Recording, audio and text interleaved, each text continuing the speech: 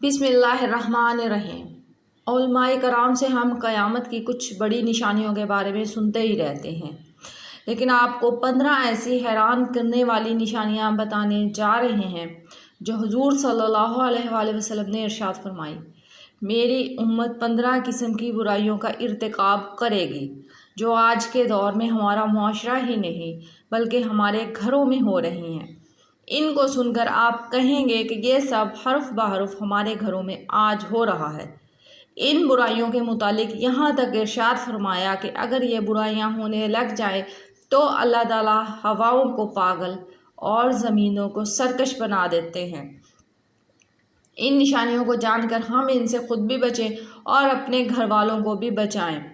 اب تک جتنی نشانیاں حضور صلی اللہ علیہ وآلہ وسلم نے پیشین گوئی فرمائی ہیں وہ حرف بحرف پوری ہوتی جا رہی ہیں۔ ان واقعات اور نشانیوں سے جہاں مسلمانوں کا ایمان مضبوط ہو رہا ہے بلکہ غیر مسلم بھی یہ جان کر حیران ہے کہ یہ 14 صدیاں پہلے فرمائی گئیں۔ حقیقت میں محمد صلی اللہ علیہ وآلہ وسلم ہی تمام انسانوں کے سردار ہیں جن کا مالک حقیقی سے خصوصی تعلق تھا۔ حضرت علی کرم اللہ وجہہ سے مروی ہے، رسول اکرم صلی اللہ علیہ وآلہ وسلم نے ارشاد فرمایا کہ میری امت 15 قسم کی برائیوں کا ارتکاب کرے گی تو امت پر بلائیں اور مصیبتیں آن پڑیں گی۔ کسی نے پوچھا، یا رسول اللہ صلی اللہ علیہ وآلہ وسلم آپ کیا بتانا چاہ رہے ہیں؟ تو اس کے جواب میں آپ نے ارشاد فرمایا، جب مال غنیمت کو شخصی دولت بنا لیا جائے گا۔ مال غنیمت کو شخصی دولت قرار دیے جانے کا مطلب یہ ہے کہ اگر سلطنت کے اہل ثروت اور اونچے عہدیدار مال غنیمت کو شرعی حکم کے مطابق تمام حقداروں کو تقسیم کرنے کے بجائے خود اپنے درمیان تقسیم کر کے بیٹھ جائیں، محتاج اور ضرورت مند اور چھوٹے لوگوں کو اس مال سے محروم رکھ کر اس کو صرف اپنے اوپر خرچ کرنے لگیں، تو اس کے معنی یہ ہوں گے کہ وہ اس مال غنیمت کے تمام حقداروں کو اس کا مشترکہ حق نہیں سمجھتے بلکہ اپنی ذاتی دولت سمجھتے ہیں۔ نمبر 2، امانت کو مال غنیمت شمار کرنے سے مراد یہ ہے کہ جن لوگوں کے پاس امانتیں محفوظ کرائی جائیں وہ ان امانتوں میں خیانت کرنے لگیں اور انہیں اپنا ذاتی حق سمجھنے لگے۔ مال غنیمت وہ ہے جو دشمنوں سے مال حاصل ہوتا ہے۔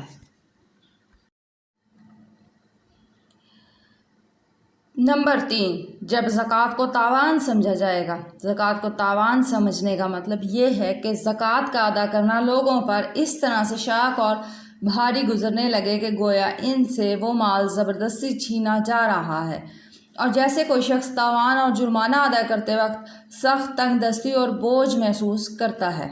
نمبر 4، علم دین کو دنیا طلبی کے لیے سیکھا جائے گا۔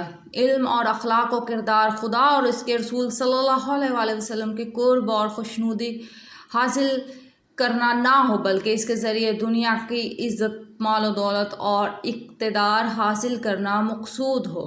نمبر 5، جب مرد اپنی بیوی کی اطاعت کرنے لگے گا۔ مرد کا بیوی کی اطاعت کرنا یہ ہے کہ خاوند زن مرید ہو جائے اور اس کا ہر طرح کا حکم مانے اور اس کی ہر ناجائز ضرورت پوری کرنے لگے اور اس کی وجہ سے اللہ کے حکم کی خلاف ورزی کرے۔ جو مرد اپنی ماں کی نافرمانی کرنے لگے گا، اس سے مراد یہ ہے کہ ماں کی اطاعت کا حق ہے، وہ اس سے لاپرواہ ہو اور کسی شرعی عذر کے بغیر اس کی نافرمانی کر کے اس کا دل دکھائے۔ واضح رہے کہ اولاد کے لیے باپ کی نسبت ماں زیادہ تکلیف برداشت کرتی ہے، اس لیے وہ اپنی اولاد پر باپ سے زیادہ حق رکھتی ہے۔ نمبر 7، دوستوں کے ساتھ نیک سلوک کرے گا اور اپنے ماں باپ کے ساتھ سختی اور بد اخلاقی سے پیش آئے گا۔ دوستوں کے قریب اور باپ کو دور کرنے کا مطلب یہ ہے کہ آپ اپنا وقت باپ کی خدمت میں حاضر رہنے اور اس کے ساتھ اٹھنے بیٹھنے اور اس کی دیکھ بھال میں صرف کرنے کے بجائے دوستوں کی محفل میں گزارے، سیر و تفریح کرنے میں صرف کرے گا اور اپنے معمولات کا حصہ ظاہر کرے گا کہ اس کا باپ دوستوں سے زیادہ اہم نہیں ہے۔ نمبر 9، مسجد میں شور و غل ہونے لگے گا۔ مسجد میں شور و غل کرنے سے مراد یہ ہے کہ مسجد میں زور زور سے باتیں کی جائیں گی، چیخ و پکار کے ذریعے مسجد کے سکون میں خلل ڈالا جائے گا اور اس کے ادب و احترام سے لاپرواہی برتی جائے گی۔ نمبر 9، جب قبیلہ کا سردار ان کا بدترین شخص بن جائے گا۔ کسی قوم اور جماعت کا سردار اس قوم کے فاسد ہونے سے مراد یہ ہے کہ قیادت اور سیادت ایسے لوگوں کے سپرد ہونے لگے گی جو بد کردار، بدمعاش اور ایمان سے خالی ہوں گے۔ یہ بات پوری جماعت اور پوری قوم کی تباہی کی علامت ہوگی۔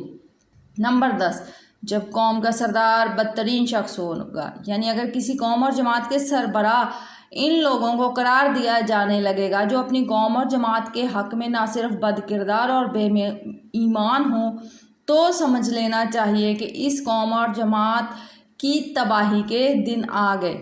نمبر 11، جب آدمی کا احترام اس کے شر سے بچنے کے لیے کیا جائے گا، اس کا مطلب یہ ہے کہ کسی شخص کی تعظیم و احترام کا معیار اس کی ذاتی صفات اور فضیلت اور عظمت نہ ہو، اس کی برائی اور اس کے شر کا خوف ہو۔ نمبر 12، کثرت سے شراب پینے لگے۔ نمبر 13، مرد بھی ریشم کے کپڑے پہننے لگے۔ اب آج کے حالات آپ کے سامنے ہیں۔ ریشم تو دور کی بات، اب مرد عورتوں کے فیشن اور عورت مردوں کے فیشن اپنا رہے ہیں۔ نمبر 14، ناچنے گانے والی عورتیں اور گانے بجانے کی چیزوں کو اپنا لیا جائے گا۔ گانے والیوں سے مراد گلوکارائیں اور رقاصائیں وغیرہ ہیں، اور آلات موسیقی جن کو شریعت میں مزامیر کہا جاتا ہے، جیسے ڈھولک، شہنائی وغیرہ۔ نمبر 15، اس امت کے پچھلے لوگوں کا اگلوں پر لعنت بھیجنا۔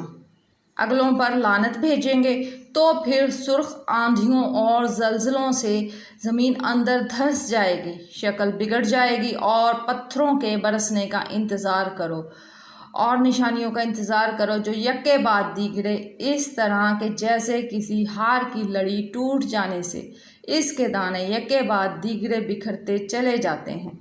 آج اگر ہم اپنی قوم کا مزاج دیکھیں تو ہمارے سامنے یہ حقیقت واضح ہوتی ہے کہ زلزلے اور سیلاب، عذاب کی مختلف شکلیں، یہ ہمارے اعمال کا ہی نتیجہ ہے۔ اللہ تعالیٰ مجھے اور آپ سب کو راہ مستقیم پر گامزن فرمائے، آمین ثم آمین۔